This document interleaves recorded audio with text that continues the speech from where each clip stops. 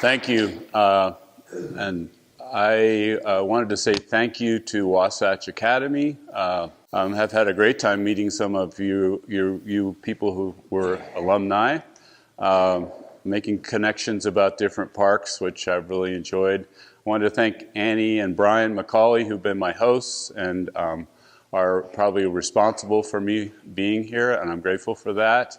I had a great time in Holly's class yesterday.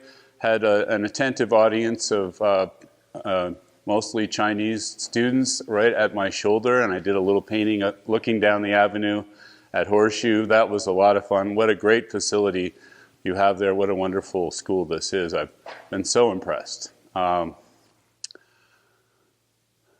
This is about my project, but it's also a little bit about the national parks. It's a little bit about me as an artist as well. And this is my most recent painting project, and it began in 2011, or long before that in a certain way, and is still continuing even though I've been to every park and painted in each park. But the idea of the project was to paint in each park, not to go and photograph, but to actually be there and have the experience of being in the park, being surrounded by what that park is, and that becomes the material of the painting, the substance, the essence of the paintings, not just a captured image.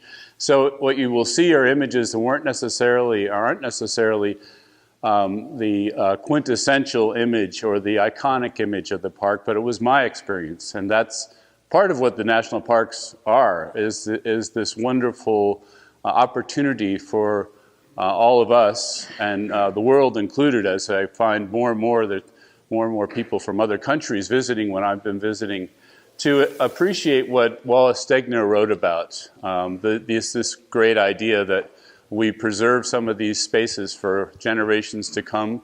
And I particularly have appreciated the last paragraph here, where we simply need this wild country available to us, even if we never do more than drive to its edge and look in, for it can be a means of reassuring our sanity as creatures, a part of the geography of hope. It has certainly been that way for me, and sometimes it has been mostly driving to the edge, but just knowing that it's there, it sort of feeds us. And if we take a few steps out of the car, or a few miles out of the car, we actually are much more engaged in what the gift of these parks are. So I wanted to talk a little bit more about a couple people that I should acknowledge. One who's not here, my wife, but I couldn't have done this project without her. I have to say that what you see, it has a lot to do with the planning and the sacrifice and the inspiring of this idea. In fact, we came up with this idea together. So I wanted to acknowledge my wife, Jane. And then I wanted to say that one of the elements that started this idea, I realized came from way back when I was 14, taking the quintessential trip across country with my family to visit the parks, the vacations trip in a big station wagon. And we were at the Grand Canyon, staying in one of those little cabins that are just off the rim. My mother invited us to get up and go to the sunrise, and my father and my sister and I decided not to, and she got up and had this wonderful experience. And ever since then, I regretted it. And ever since then, in a way, I'm assuaging my guilt for never getting up, and I don't like to miss the sunrise anymore. Some of the most beautiful things happen right at those moments before and after the sunrise. So some ideas that work into this. I'm going to be sharing some quotes, and then you'll see mostly images. But I love this quote by Barry Lopez, who has written a lot about our environment. And this idea, why is landscape so important to us? Not just as a subject like still life or landscape or portraiture, but why is landscape that important to us? And this idea that embedded within it are all cultures, and it's where we live, it's the space we live in, and we have different relationships with it, and how attuned and open to it and contributing to that are we? And are we a part of it? Are we separate from it, or are we a part of it? So these are some of the things that I've contemplated as I've been doing this project. Acadia National Park was the first park I ever visited. I grew up in the Northeast, went to camp in Maine. My family has a house since the late 70s on Deer Isle. And if you take a ferry from Deer Isle out to Isle La Ho, this is the end of Isle La Ho, you come to a very remote part of Acadia National Park, not the one you see in all the photographs. And these are the cliffs at the end of Isle La Ho. This is large. This is 4 feet by 5 feet. It's the most recent large painting, but it's an example of this idea of being in a place, experiencing it long term, and then putting that back into the painting. There were small paintings done on location, but this really carries an awful lot more than just a pretty picture for me. So I wanted you to see this because I'm quite proud of it. And also, it's how the landscape persists as a subject for my work, and also the idea of painting, because the substance of this painting is also in the paint itself. The way the paint is put on, the expressiveness of the paint, the surface of it, the color, those relationships are quite significant. Recently, Terry Tempest Williams, who is an admirer and I think knew Wallace Stegner, wrote a book about the national parks called The Hour of Land. She went to 12 national parks and contemplated her and wrote about her experiences there. And it's quite an interesting thing. And I just love this aspect that the national parks, especially at this time in our lives, are the breathing spaces for a society that increasingly holds its breath. And I find them such solace to have these islands of space to contemplate. Also, this psalm is significant to me in that sense that the large place I feel like I've been brought into, not just a physical, Grand Canyon massive scale landscape, but this idea of a place to work in as a painter. My teacher, Neil Welliver, who I studied with at the University of Pennsylvania, I felt like I finally understood what this might mean for him. He bought 1,000 acres in Maine. He spent most of his painting life in that 1,000 acres. He didn't need to go around the world or whatever for that, but he found a place that had parameters that he could dwell in and harvest so much from that particular experience. And I feel like this has been the large place I'm finding myself being brought into. So I've been really grateful for it. So a little background on the national parks and how this idea of painting the national parks kind of backgrounds what I'm doing. George Catlin, one of the first people to travel west, he went with William Meriwether Lewis back in the early to mid 1800s, and they traveled. And he came back. He painted a lot of Indian portraits, which are the first record of the native peoples. But also he painted some of the landscape, the massive herds of buffalo. And he's the first person that I know of who voiced the idea that we should have a park, a massive park to preserve not just the land, but everything that lived in it. And it was a thought he had, and I think how thoughts sort of appear in our consciousness of society, and they kind of grow. And I think he uttered something that now we are the benefactors of. Another painter, Thomas Moran, is the first to have come back with these gorgeous pictures of Yellowstone and other places, and are the reason we have Yellowstone National Park. He, without a camera, he brought back these amazing paintings of unimaginable colors of landscape, which a lot of people in the East just did not believe, but here they are. And then, of course, the Hudson River School. This is Frederick Church, student of Thomas Cole, the founder of that school, establishing the American identity in terms of landscape, that this is our landscape, and having a sort of romantic notion of it, but and also a little bit of nostalgia for this landscape, which was now becoming not only a place for people to move west to, but for us to develop. The resources were available, abundant resources, and how some of that was starting to become maybe possibly exploited in certain ways that weren't, that, have now been sort of balanced out. But he was an important, that group of people were important in establishing this idea of the American landscape.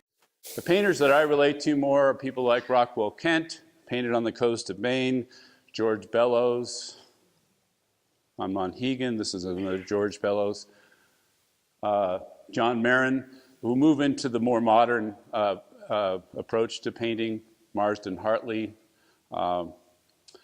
partly because I have an affinity for Maine and have spent a lot of my life on the coast of Maine or in Maine, but also my response to their more immediate and direct sort of emotional response to the landscape. Of course, Georgia O'Keeffe in the West, she introduced me to that idea and had a profound effect on the formation of my work. I have lived in all 3 states of the 4 corner states besides Utah. Maybe now that I visited here, someday I'll come to Utah. But we lived in Santa Fe, and I became quite enamored of the Taos School painters and the Santa Fe School that arrived there, and the Europeans who arrived there and started painting that beautiful landscape. Also in Canada, there are a group of painters called the Canadian Seven, who also were about trying to get the sense of a Canadian identity in painting.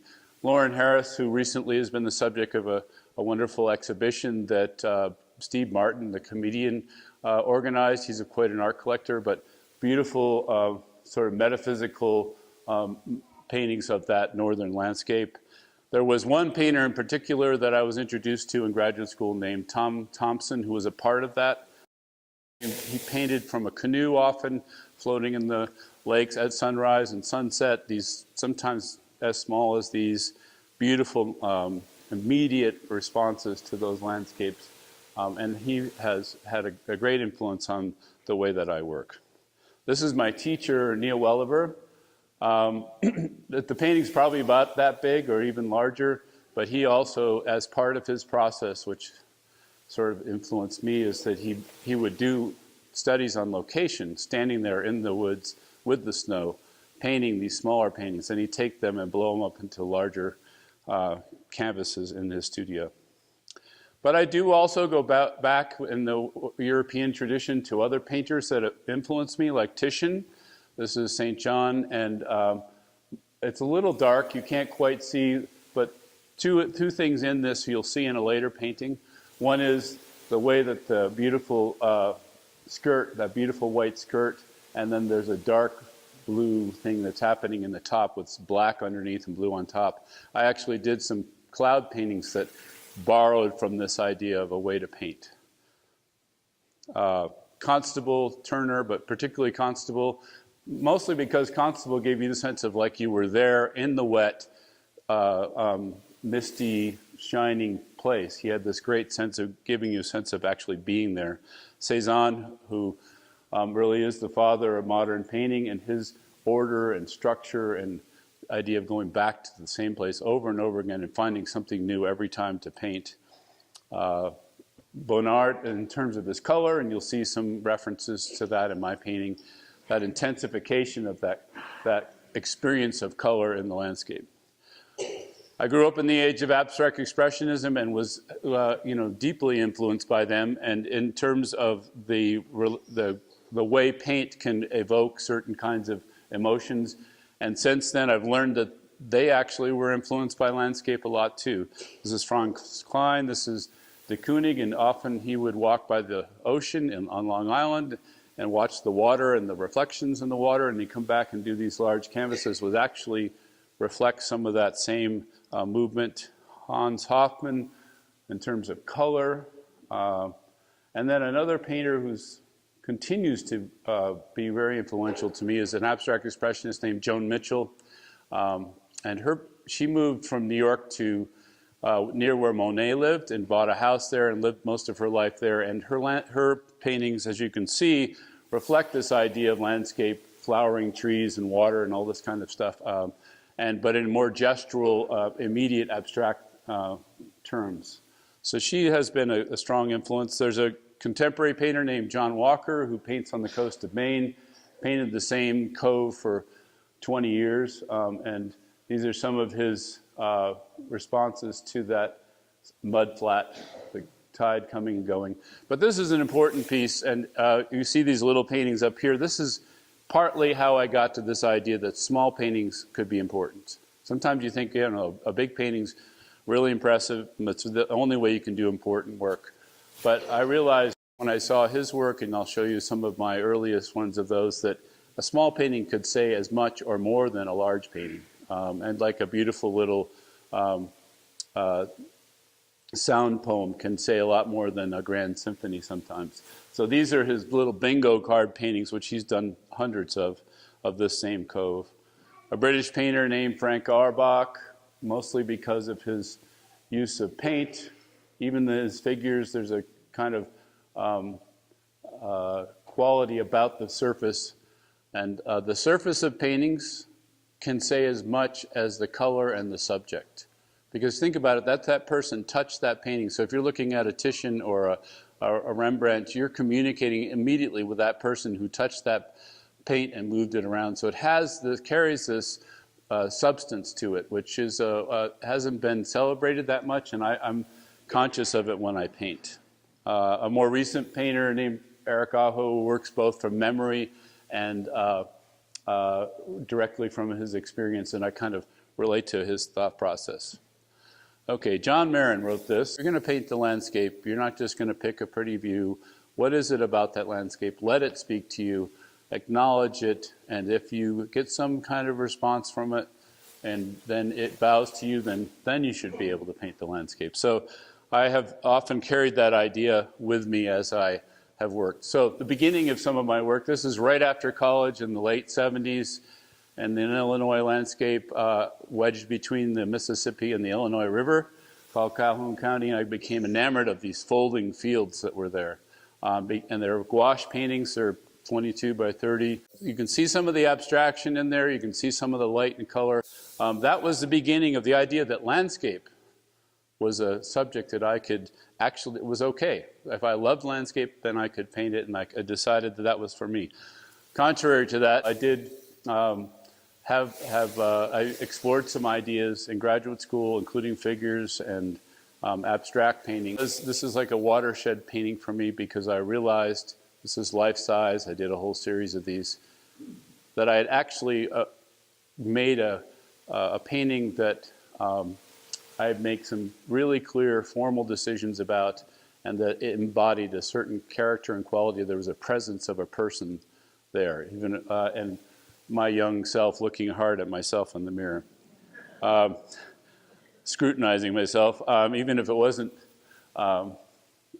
fondness or whatever. But anyways, I went on to graduate and went back to the coast of Maine, which I painted on lots of times.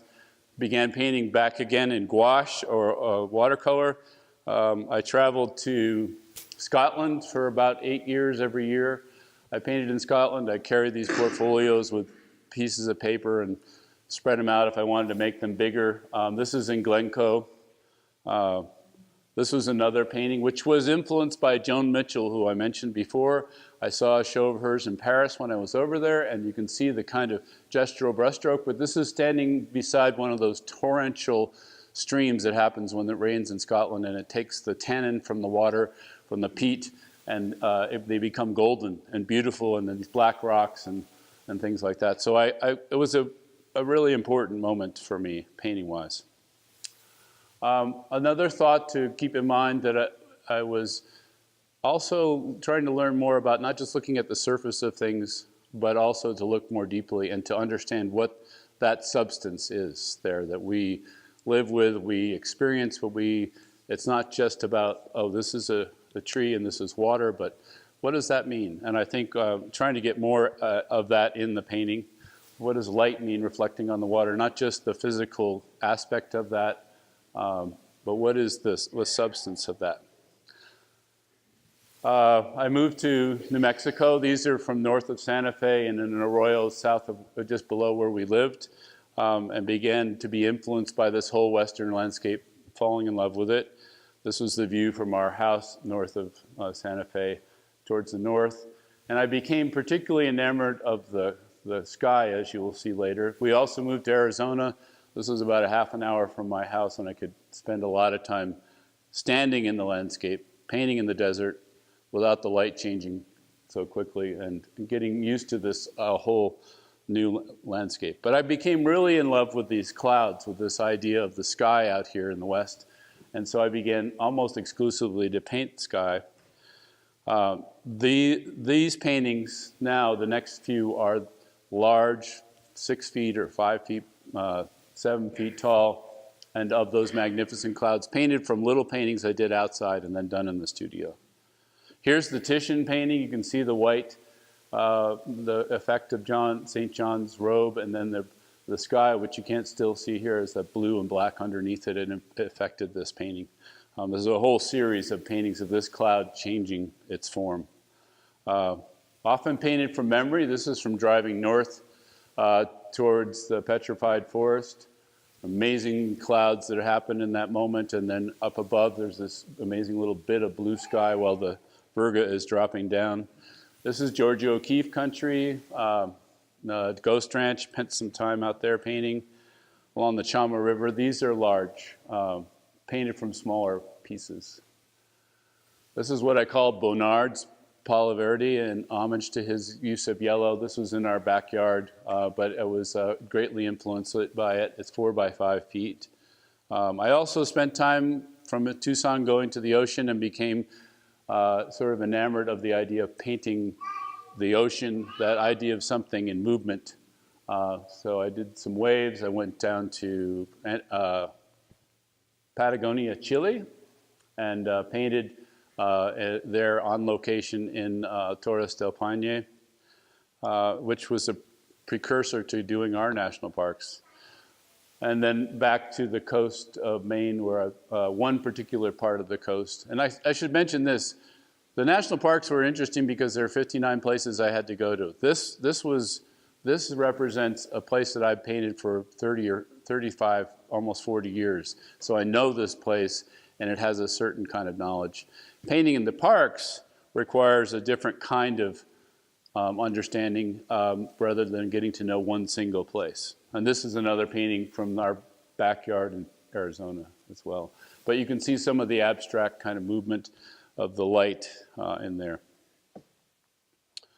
So the idea emerged that I should do the national parks because the places I wanted to paint were a lot of national parks, and my wife and I talked about this and said, well, maybe you should just try to do them and do all of them. And at that time I was young enough, and we thought, well, maybe you could do it by the time you're 58. Well, that didn't seem to work out very well, so I turned it into 58 in 58 months, and I was off on my journey to do that. This is a road on the way towards the Great Sand Dunes in Colorado, traveling across from Gunnison, Crested Butte area. So right as we were coming up with this idea, we lived in a little town called Crested Butte in the mountains. Small house, no studio, and I had a bunch of scraps of masonite lying around, and I thought, well, I could paint on those. They're like postcard sized. And this is where I realized that I could actually put the same kind of focus and energy into these little paintings, and they became the basis for this whole project. This was like a watershed moment. These are just postcard sized paintings standing out there in the snow. And there's so much that I found I could actually bring into them that I didn't need the grand, broad landscape. This is back looking down at the Mississippi River from where I teach right now. So I love this idea that a good painting concentrates the experience of being. And that's kind of, if that's anything that my painting's been about lately, is about how these little paintings, or the paintings I'm showing people, concentrate my experience of being there in that space, hearing everything that's going on around me, smelling it, experiencing it. So very first painting was in Canyonlands. This is in the Needles section. This was in March of 2011. I changed my painting setup since then, so it's a lot more mobile. My wife and I had been camping with friends before this, at that night before, and we were car camping. So I wanted to get up and paint, so she had to come with me in the car, and we drove out to this remote spot, and she slept in the car while I started but obviously she got up in time to take a photograph of me painting. It was at sunrise of the Needles. Well, that became this painting, which the Macaulays have in their house now. This is the very first National Park painting, and then that became a large painting. So that's, if you go back, that little painting, and then this larger one, it's a little dark in the lower part. You can't see all the colors. It's a 4-foot by 5-foot version of that idea. And it expands on that particular moment, the memory of it. Great Basin National Park, I've talked to somebody about that recently. It's not far from here, wonderful remote place, and I found out it's maybe one of the highest ones in the whole park system. This is up at below Wheeler Peak with the remains of the glacier up there, just past the bristlecone pines. I did this little study there, which became this big painting, which is 5 feet by 4 feet. So you can see that this is the essence of it, kind of on location. Then from memory and from photographs and other things, this became the large painting. And you can expand on that idea, develop it further in the studio. Again, at Canyonlands, weather doesn't always cooperate, gray kind of day, but back in the studio, you know, you're Lord and Master of what you do in your painting. And this is about 7 feet wide by 5 feet tall, I think, and I could really bring out some of the color that was happening in there and develop it. Spent Christmas at Sequoia and Yosemite a couple of years ago and painted this. I think this is maybe New Year's Day or New Year's Eve, I can't remember. At the base of the Sequoia, you can see how small the painting is in relation to the tree. The idea of bringing something that massive into that scale.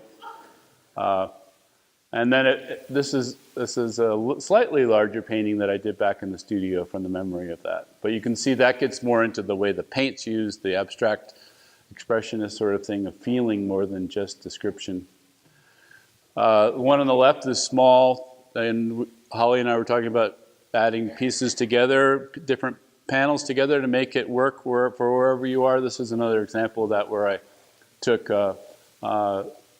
two and put them together at Old Faithful, and then this is about 80, almost 7 feet tall there, that painting of Old Faithful. Sometimes you don't paint what is known. This is the northern part of Yellowstone up near the gate. This beautiful thing happened right at sunset. I actually only worked from some photographs of it, but this is about 5 feet by 6 feet.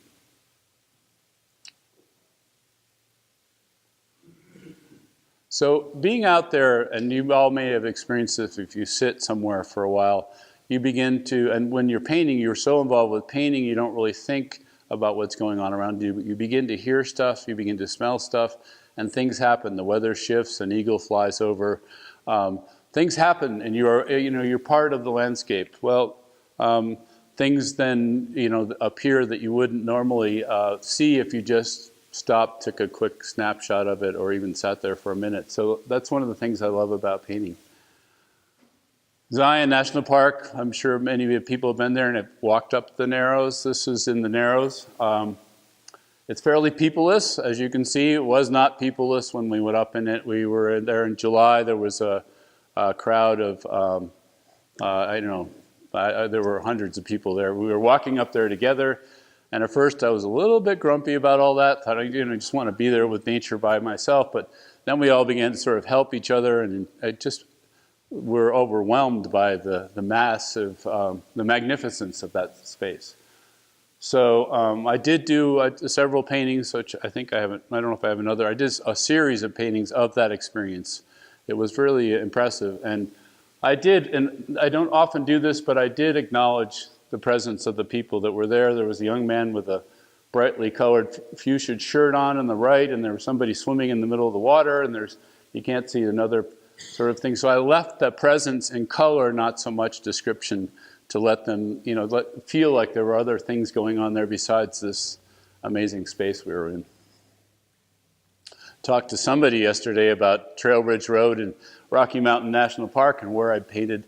So there are these stacks up on the Trail Ridge Road, which is at 11,000 feet, and an amazing spot. I had to sort of just step off the road, and it's deceptively peaceful because by the time I got started painting, the Winnebagos and the Harley Davidsons and everything are sort of rumbling by in the background behind me. But there in front of me was this magnificent view. This is 5 feet by, or 6 by 7. It's a really big painting.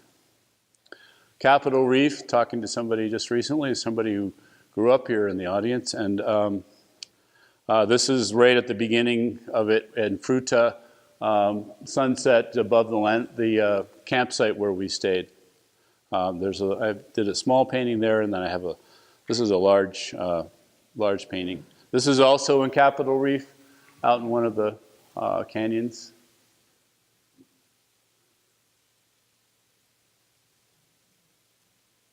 I'm sure you've experienced that. If you get by some of these rushing streams, I mean, you just feel enveloped by it. And this, if you look closely, I am up there in the middle of this thing, a little tiny speck on the top.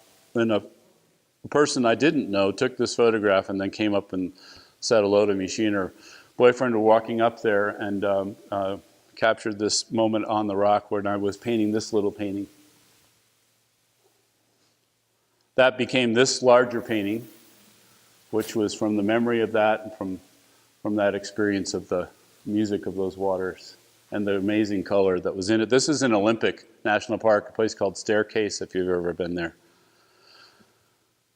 And this sentiment here, this idea, sort of speaks to what I mean about being out there and things happening, because this morning I was out in Teddy Roosevelt National Park, way up in North Dakota, and I got out. I didn't think there was going to be much to paint because it was all pretty misty, but the mist lifted and I was painting away.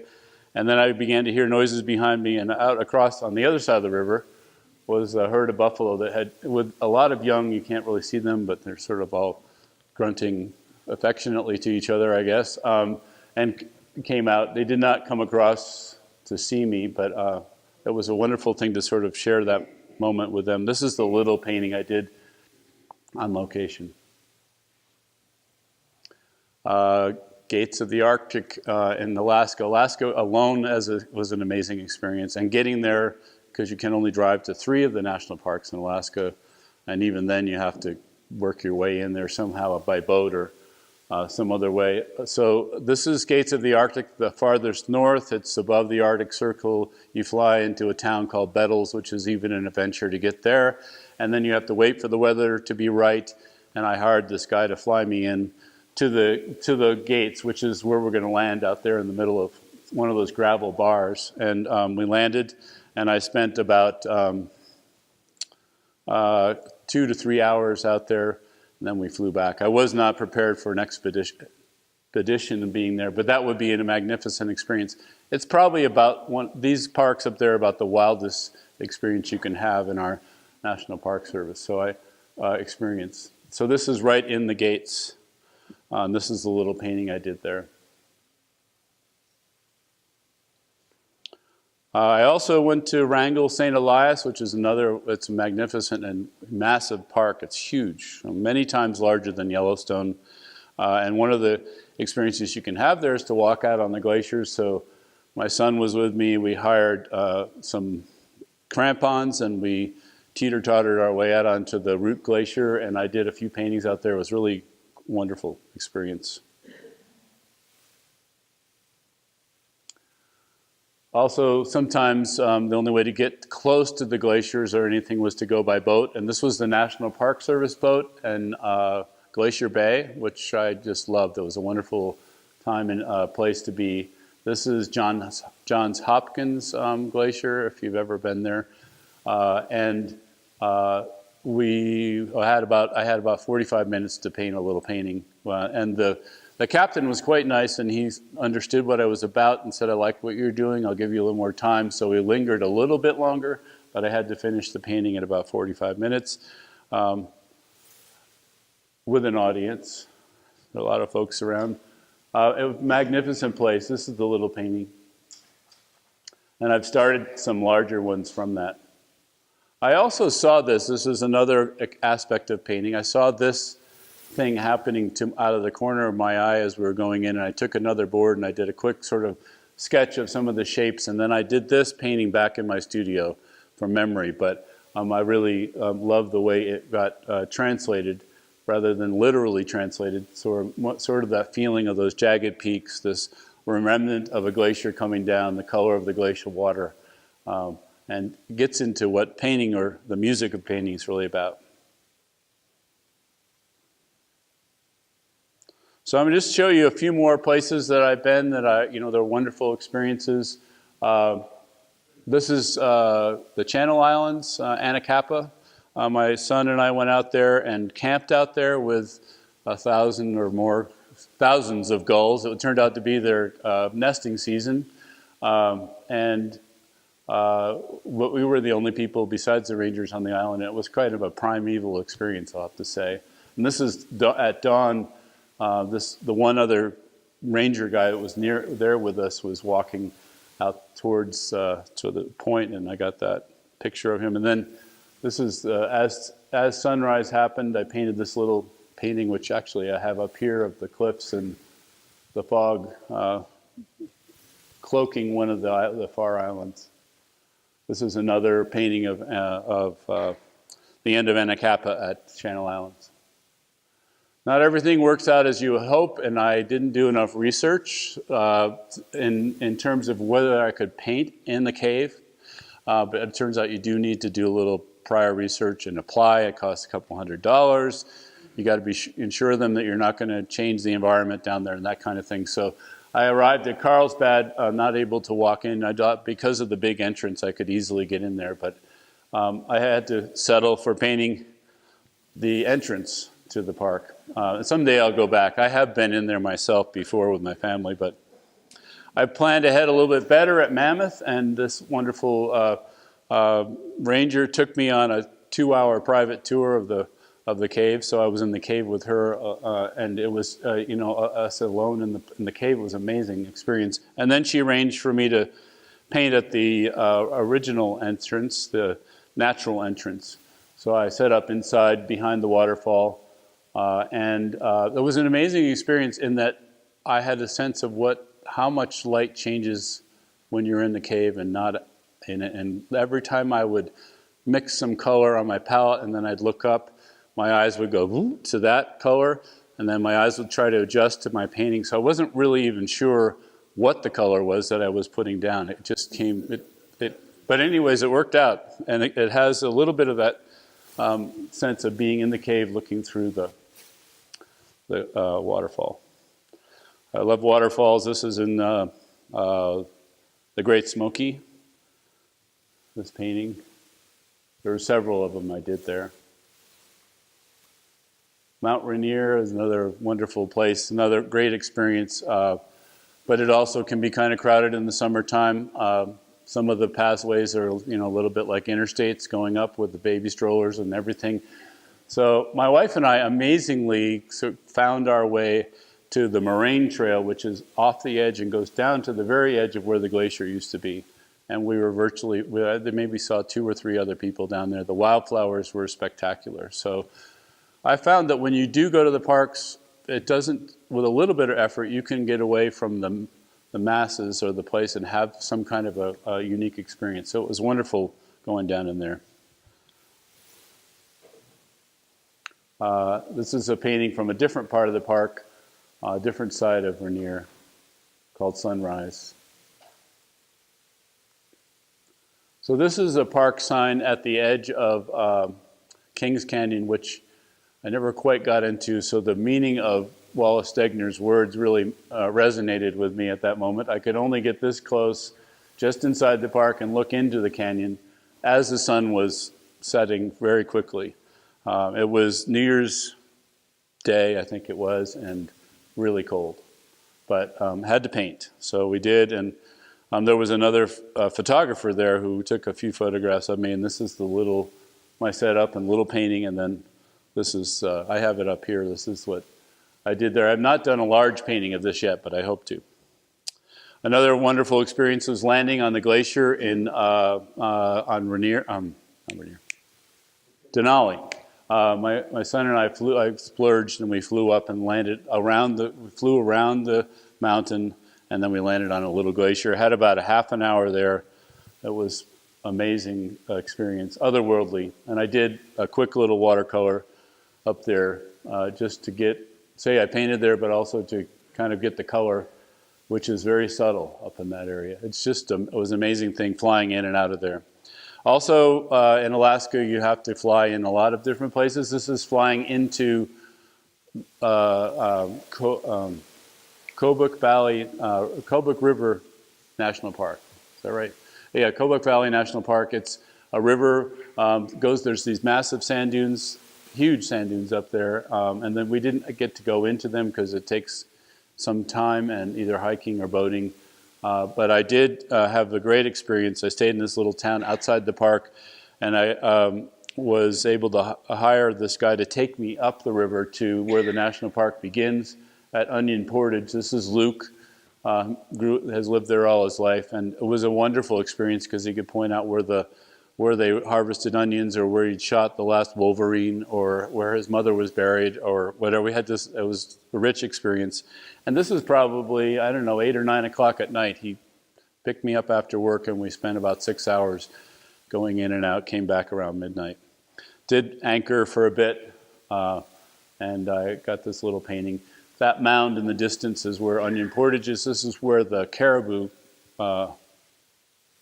migrate through here. And the beaches were littered with antlers and other remains of caribou there. This is in Denali. This is Polychrome Pass. Stopped here and painted for a little bit, and went on in. We did the bus all the way into Eielson, and this is a painting of what I could see of Denali from there. Another magnificent park, if you get a chance to go to, a wonderful experience, is 70 miles off of Key West. You have to take a boat to get there. You drive, you plow through turquoise water for 2 hours or so, 2 or 3 hours, and you arrive at this beautiful place where there's this Civil War fort where they used to put deserters, which seems like a nice thing to be able to spend that, but they were all in wool uniforms. It was not that pleasant, I guess. But anyways, there's a fort there, but it's also a place of beautiful keys. Did a little painting there. I actually have that painting up here. And, the magnificent frigate birds and all sorts of snorkeling and stuff like that. I also went to the Virgin Islands, American Virgin Islands, and this is a little pocket beach just off of Trunk Bay. There's hundreds of people just around that black rock. But I found this little pocket beach to paint in. This is another location too, and I did a little painting trying to deal with those beautiful turquoises, which is a remarkable thing. You think, well, you just take turquoise and put it on the canvas, but you have to adjust all these different relationships of value and color to get that glow to happen, and it was a lot of fun to try. Another unexpected park that I really liked was, besides Cuyahoga, which I didn't mention, but is Congaree, which maybe you've not heard of. It's the largest old-growth forest in America in terms of loblolly pine and bald cypress. It's in South Carolina. There's a river or two that run through it. This was in the spring, and amazing things happening with the cypress and reflections, and I did a little painting there. So here's Haleakala in Hawaii, and this is my last sort of hurrah, my last sprint to get done before February 18th last year. And so I took a trip to Hawaii and then out to American Samoa and then back to Glacier to finish it off. And this is at sunset on top of Haleakala, just a wonderful place. And I spent most of my time up on the top of the mountain, not on the shore, which would be another place to go to, the black rocks and the surf and all that. But I love this big, they call it a crater, but it's not really a crater, this succession of craters, this spot at the top. And obviously pretty happy about painting there. And this is a little painting trying to capture some of that color that I did while I was there. Spent a couple days there, and here's the shadow of the mountain as the sun is setting. And then I flew out to American Samoa, which is the only national park, our national park below the equator.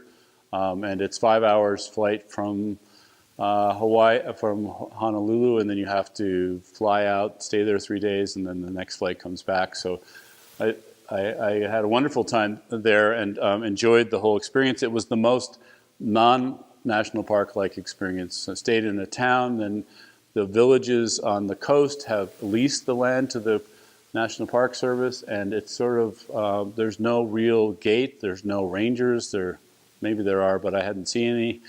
Didn't see anybody else visiting. There were these little, this is Pola Island, which I painted.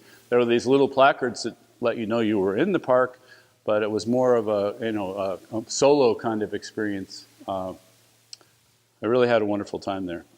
This is a little painting I did looking down, and then I went down through to that point that I just painted. So that right where the pinnacle comes down, I'm down to the left right at the edge of my painting to be on the beach, and it was just an overwhelming kind of experience as this turquoise surf came in, and I spent a few hours there and painted this little painting.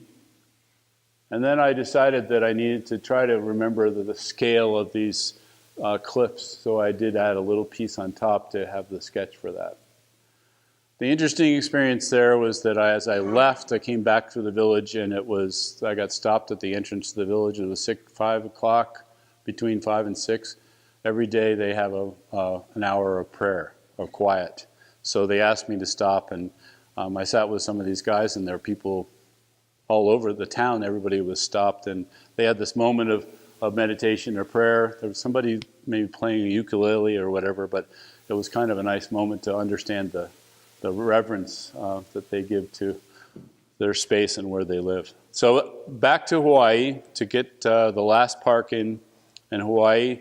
I got up at dawn and painted, I can't say the name of the volcano, but the place where you can see the cauldron glow, and I got up there early enough to paint it before it disappeared. Did this little sketch, and I've done a series of larger ones which I haven't completed yet, but it was an otherworldly experience. It did not have lava flow when I was there, the kind that you see on the news all the time, but this was amazing to see that. Then I went down on the lava, down towards the shore, endless streams of the lava flow, which are some of the most recent land that's been made on our Earth, to the ocean, where it meets the ocean. Amazing colors and formations. Traipsed around and ended up sitting down and doing a little study of this swirl of lava and a little bit of the ocean beyond. And I hopped on a plane that very night, flew to Glacier, and rented a car and drove up there, and thought I was not going to see the park or the mountains or whatever. And right at that moment, the sun came out. So this was the end of my journey.